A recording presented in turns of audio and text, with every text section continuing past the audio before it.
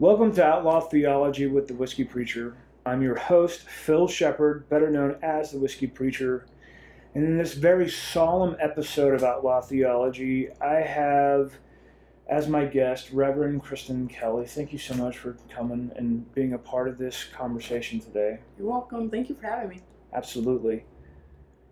You and I both know, with all the chaos that's going on in the world today, all the violence and mayhem that's happening in the Holy Land, as well as the militant Islamic group ISIS moving its way through the Middle East, we have been having our own problems here in the United States, which has been a huge part of our DNA since we've been created, and that's issue over race. Yeah. And it is a part of our DNA as a country since we founded this country with slavery, especially with what has been happening in Ferguson, Missouri the last couple of weeks with the death of Michael Brown. And I wanted to take these few moments and chat with you all about this idea of God being colorblind. The injustice of a God that's colorblind, and maybe deconstruct that a little bit. Yeah. And not by myself, not just one voice, but two voices, that we are in community together, we have mutual respect for each other, we love each other, and we both have been affected in very different ways from the situation that's happening in Ferguson. Very much so. So, my first question for you, Kristen, is this. When you first heard about the shooting in Ferguson, what was your initial response? Initially, I was saddened because I said, again? Like, literally, that was a question I asked myself, like, this is happening again? Because we just came off the back of the Eric Gardner chokehold killing in New York. And then I recalled I was sitting and I was listening or watching the news with the trial of Trayvon Martin last year. So it's like I literally had to sit there and like, wait, this happened again? So I was saddened, and then I recalled, like you said, the Civil Rights Act being signed 50 years ago, and like the idea that we're at this place at this time where we thought we got better, we moved on, we thought that people tell us that race sometimes doesn't exist anymore, you know, that colorblind God, that colorblind theory that people take on. And I sat there and I was like, no, same thing is happening 50 years later. And seeing my parents grow up in the South and how they thought or wished and hoped and worked for their children not to have to see that, and their grandchildren not to have to see that. Now I'm thinking I have to teach my nephews or the young boys in my life how you conduct yourself in front of an officer, but still you don't know if your life is going to be protected. And so initially I was saddened, and then I moved through the levels of grief, still with a sad heart, but then you have that time where you find that anger, that righteous anger, as I call it, because there's a reason to be angry. And then there's a time where you have that, where you just sit back and reflect. And I literally asked myself, so what do we do now? Where do we go from here? Now, when Mr. Brown was killed on August 9th, you had the opportunity to go up to Ferguson. And yet, because of conflicts in your schedule and work and things of that nature, you did not end up going there. What would you hope to accomplish when you had the opportunity to go up to Ferguson? Yeah, so it's not the fact that I really had the opportunity to go, but I was trying my best to make a way to go. I was like, because I felt like I just needed to be there. And then I realized being there, I was needed there as much as I'm needed here, where I am presently. And so being in Ferguson, being able to sit with protesters, walk with protesters, sit with community members, walk with community members, talk to community members would have been an amazing opportunity. But I also can't forget that people right where I am don't even know what's going on, are not even concerned what's going on. And so I'm like, every day racial profiling may happen. Every day there's this idea of, we talked about earlier, the fear of difference. And so going to Ferguson, all I wanted to do was be able to stand in that muddy place, if there's no other better way to say it. Stand in that dirt, stand in that mess, in that grime, and just let people know we're standing together. And by going there, I know that we've heard the chants or the calls like hands up, don't shoot. And I think the one reason I would want to be there is to show my support and standing, but the idea that my being is not a crime, and make that something that not only do people hear, but they have to see. Because you would have white brothers and sisters out there marching, black brothers and sisters out there marching, maybe Asian brothers and sisters out there marching. People understand that, yo, I'm here and I'm alive and I deserve to live and I'm standing with you. And this is not acceptable. And this is not acceptable. So this idea of God being colorblind, I want to go back to that just for a moment here. You and I, when we were talking and prepping for this interview, we had a lengthy discussion about what does it mean for a God to be colorblind, or our God to be colorblind. And you and I both resonated with the idea that that is just crap. That if God was a colorblind God, that we would all be the same color and that there would be no difference. To me, that God created us all in the image of our Creator.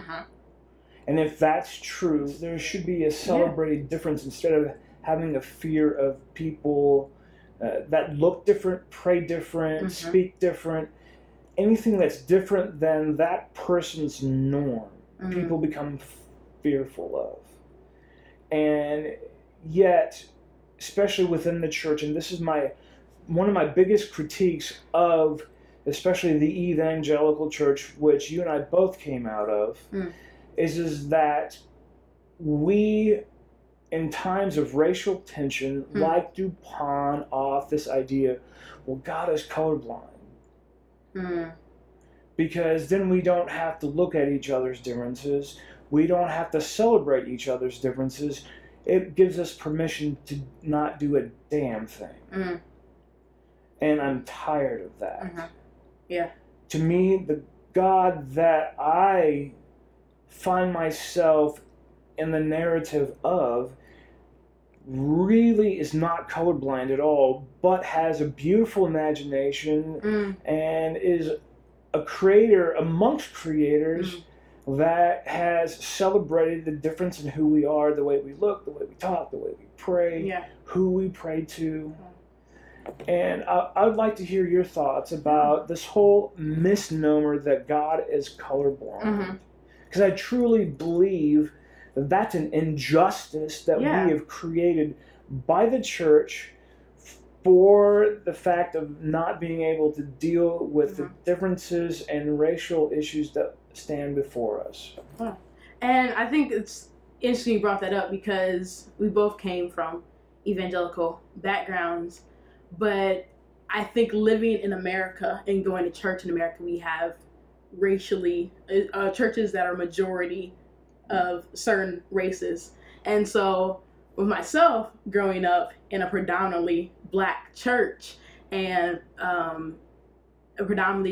a church that did predominantly black culture and ways of worship, that preaching message was God is on the side of the oppressed, you know? So God sees your struggle, that in particular passages of in different scriptures, the struggle was black, you know? So God is on that side. So for me coming into this question, I then view it in the fact of we go to church, or there's this evangelical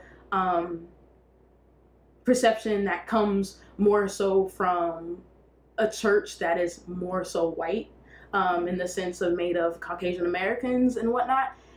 We come into this place where now we create God to look like us instead of we're looking like God.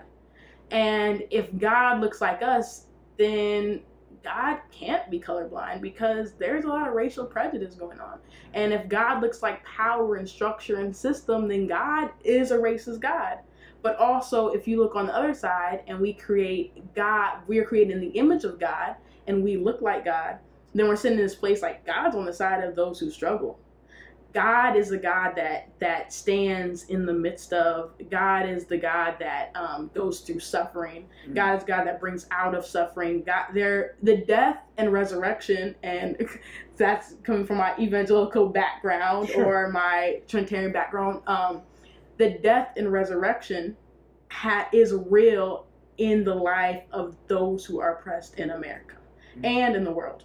And I think that really is a fact where if we looked at God and said, okay, God, these are your people, and we celebrate that dance of diversity, as I just like, I love that term. Just like dancing and diversity and really celebrating the spirit of God, then there would be this fact that God's not colorblind, but God sees your color and appreciates that color. But there's also still not this fact of you're less than because of that color, you're more than because of that color. But there's still a richness in that culture and in that heritage and history, but also live in community and family with God's children. So, I once read an article, believe it or not, Mark Driscoll was one of the co-authors. Okay. This is many years ago, with another gentleman, Chris C., who is a big name in Baptist life here in Texas, and really started to help create some of these churches that were asking, what does it mean to be a church in the 21st century? And before Mark went off the deep end and started, creating his own sexual segregation and gender segregation, he helped write this article in which I've always found this quote fascinating. And it was about youth ministry in a postmodern context. Interesting. Okay. But it said this. It said that we find unity in each other's diversity and we celebrate each other's diversity. And that's always resonated within me because I grew up in Anchorage, Alaska, and the high school that I went to had over 70 different languages. It was like a United Nations in this small little place. And I learned to really love the differences that we have.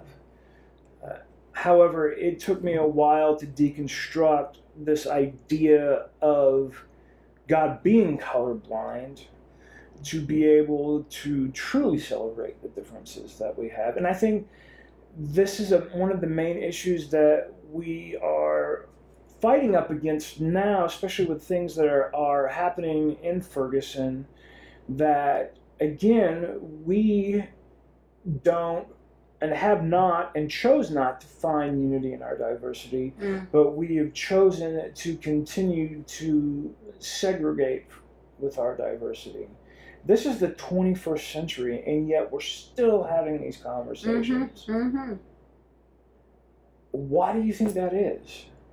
That we're having these conversations about. Why are we still having to have these conversations?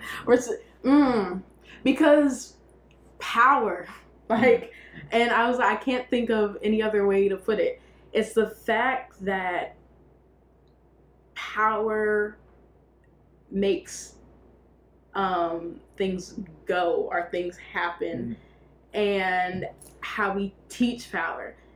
I was reading an article that a white mother wrote, and she's like, basically she's saying the hardest thing to teach as a white mother is teaching my sons about white privilege and how not to be the perpetrator. And the fact is that she has to understand that her children are born with a power that somehow magically presented itself over from the start of our nation until now, and how that a struggle happens, but those are uncomfortable conversations. Like to sit down and tell yourself, yes, I'm powerful, yes, I have privilege. Who like wants to really have that conversation with themselves? But you can feel it, if you can walk in a place and it just be present for you without even having to do anything, it's easier to live in it than to talk about it. And so these conversations are happening because structures are still in place, and with power somehow comes respect, and we don't respect the martyrs in a way, and I say the martyrs for justice, I should say, in a way that's a fact that why would you want to live life like that? Always fighting. Why would you want to live life always out on a limb for someone and not getting anything in return? It's, the want of that reciprocity that comes from, I would say, power. need. That need. Okay, yes, that need. So how do you think we, as the followers of God through the way of Jesus, or anybody who finds himself, I guess, in a religious narrative, whether it's Islam, Buddhist, Jewish, whatnot, but for us, for the context that we live in, that we are in the narrative of calling ourselves followers of God through the way of Jesus, how should we respond? What do you think to help break this cycle? How can the church, if I put it that way, how can we help break this cycle? Because this is an old tune that we continue to sing. Yeah.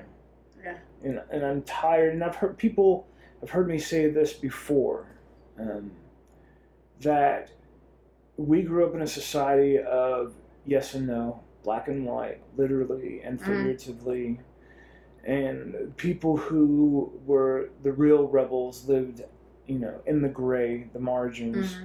And I'm tired of that. I don't want to live in the black and white. I don't want to live in the margins. I want to find out what it looks like to live in a place of color. And I don't mean just by skin color, but outside the gray. What does it mean that to live into a place that God is not colorblind, live in a place that we do find unity in our diversity and that we celebrate our diversity? But how can we as the church do that? I think the question that's been rolling around probably church and culture for the past 10 years, 20 years. How do you make the church relevant? Why are people coming? All that, And I think it's a fact of what does it take for family to work? And not all families, we have this idea of dysfunctional, functional families, but there's something when deep relationship happens. So what happens with deep relationship? So there's a respect with deep relationship. Saying, I respect that you are human. I respect that you were created. That's all that needs to be respect. Then that conversation. Am I willing to be uncomfortable? Am I comfortable with being uncomfortable and having these conversations? And then also the fact of stepping back and learning. I do a lot of stuff with different trainings and groups. And one thing I always make sure that groups know is this idea that this is a space of mutual respect. And we're going to do an idea of step up, step back. And they're like, what's that? What's that? If you notice that someone doesn't have the space to speak, help create that space. And then if you speak too much, step out of that space and let that idea come. So I think the church it's sad, but I think it's being built on the same principles of society and the fact that money, power, respect, that's all we need in life. And that's lyrics that have gone in songs, that has been in movies, all this stuff. But the fact of money, power, respect. Respect is last, meaning I get the respect when I get the money and the power. But if we put respect first, you don't have to bring anything to the table but yourself. And there should be room where we make people, we should make room at the table for those folks. So instead of saying, I think, what can the church do? The church oftentimes has seen that what can we do to bring people to the church? And I think the bigger question is, what can we do, not as just a church, but as followers, love people that love life, people that love humanity. What can we do as the church outside? So not how can we bring people in here to sit and talk to them, but how to go outside and find where they're sitting and talk to them. So the church is willing to stand in uncomfortable places. Like, literally. And we will have to be willing to sit with people that don't look like us, right? Dance on diversity. We have to also be willing to say, to step back from the power positions that we hold naturally, as we hear in rhetoric growing up in a society that has a rhetoric of a Christian nation, has that Christian rhetoric, but yet actions really fall short. And we have to be willing to step back and say, what does it mean to live like Christ, to live in love, to embrace that love, and do it in a way that we never thought possible? And I'm glad you say that. And you and I have had many conversations on and off camera, more off, I guess, about there is a root, I would say, problem, sin, if you will, missing the point. Yeah. Is that we can talk about diversity all we want, and we can talk about breaking cycles all we want. Yet I think the cycle that has to be broken is the fact that we have to learn to love ourselves. Yes, yeah. No matter what color we are, no matter who we call God, no matter how we pray, how we talk, we have to learn to love ourselves first. And then we can learn to love other people. Yeah. And that doesn't have to be a perfect love. That doesn't have to be getting all of our shit together. But but it is, I think, very much a chain reaction. Once we learn to love ourselves, then we can learn to love and celebrate the diversity that is created and surrounding us, and not live in fear of that. Not live in fear of change, not live in fear of somebody different. You know, we were having, again, a conversation before we started filming this about how I've had my own interactions with police and how it's not been great either. I understand that I've chosen to look the way I look. Yet I've had my own harassments from them. But it was my choice versus I can't imagine what it must feel like because you were born with a different skin color. That's just... and I'm being oppressed because of that. And it just breaks my heart. It really breaks my heart. But I truly believe the key to all of this, and it may sound simple, and I'm sure religious and political leaders might get mad at me saying this, and I really don't care. But at the heart of it, again, for us to be able to celebrate and love the person who is different than us, we have to first learn to love ourselves. I think from that, I'm just thinking that maybe introduced to ourselves. I like that a lot. So there's this idea of like loving yourself, but a lot of times people come to loving themselves after they've already reinvented the person God has created. And so therefore, to introduce yourself to yourself, introduce yourself to how you enter the world and what that even might look like. So you said the run-ins you've had with officers, you introduce yourself to, this is how I am. This is how I've decided to clothe myself, how I've decided to present myself. And I'm good with that because you got to the point where I love that, how I love what I decided, or I loved how I was created. But you know who you are when you enter a space. So you recognize your race, your gender in that, everything that comes, and you're like, okay, this is how I'm entering this space. And So if we all introduce ourselves to ourselves and we enter that space, not in a defensive way, not in a privileged way, not in a guilty way, but a way where it's like, this is who I am. I understand how it affects your presence and how your presence affects my presence and my being, and we can live in this. And just be real and honest about that. And not even live in it, but celebrate it. Yeah. And if we celebrate that diversity, or we celebrate ourselves and love ourselves and celebrate that diversity, we have to stop looking at people as others, outside, less than, marginalized. Create the other. Yeah.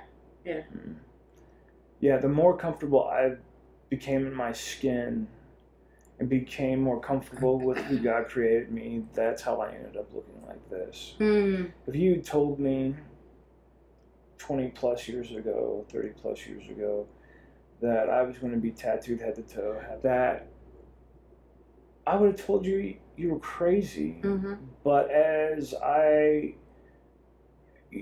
think we're really good at deconstructing everything, but we're horrible at reconstructing things. And as I started becoming comfortable in myself, and we could talk about deconstruction versus reconstruction all day long, but as I started becoming more comfortable in myself and started reconstructing myself, this is how I ended up looking like. And I think when people are comfortable with who they are and know that they are loved, that again strikes fear into other people, because they find the fact that they don't love themselves. That all they see is the differences, and they don't want to celebrate those differences. They just want to persecute those differences. Yeah. And going back to the idea, they want to persecute the differences. I think that really brought me back to the whole reason of this conversation. The fact of Michael Brown, a young male, I knew his father speak, and his father said, I had to teach him how to speak to officers at an early age because he was big, black, and male. And the fact that you have to instill that in your child because his being makes someone fearful. And so this difference was persecuted. Now they're just still trying to figure out all the parts of the case and whatnot, but the idea that life was taken,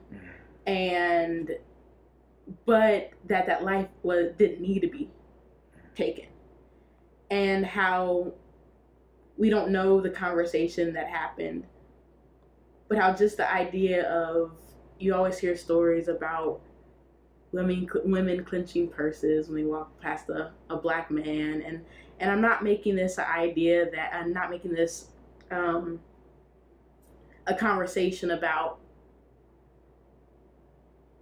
black men are being persecuted by every white person. That's not the conversation. The conversation is about how this otherness and this persecuted difference is happening to people of color at a disproportionate amount. And how a person sent here to protect an 18-year-old male is now a person that has taken the life of that 18-year-old male. And then the fact of the militarization of our local police. To live in a war zone in your own community in America is frightening. And it's frightening to watch on the news what even we do overseas and to other countries, and then also the different war zones that are happening overseas, and to be in a nation told that you're free 50 years ago, signing a bill by presidents with leading civil rights leader, be like, this is now a cause of all of us, but still it's a division. So I'd like to know, and I know Kristen would like to know, your all's thoughts on this whole conversation we just had. How do you feel about the idea of God not being colorblind, but being a God of diversity and creativeness? I want to hear your responses to that. And I'd also like to hear how you think the church or society, but specifically the church, should respond to things like that happened to Michael Brown? How do we break these cycles? How do we learn to live in this diversity? And I'd love to hear your thoughts. So feel free to please leave comments in the section below. You can hit us up on Twitter. Mine is at Phil Shepard. Yours is at Simply Complex. SIMPLYKALMPLEX. That's a mouthful. Sorry, complex is spelled differently. Calm with a K. At Simply Complex. You can also have this conversation on Facebook, Google+. Please feel free to use the hashtag #WhiskeyPreacher or #OutlawTheology. Just please have the conversation, period, whether you have it online or not. It's important for us to break the cycle and to learn to love ourselves so we can learn to love the diversity in each other. Thanks again for tuning in to Outlaw Theology. Thank you again, Kristen, for joining us. Thank you. Thank you all. Thank you, Phil. And you all have a good evening, day, morning, whenever you decide to watch this. I won't say have a comfortable one, but have a good one.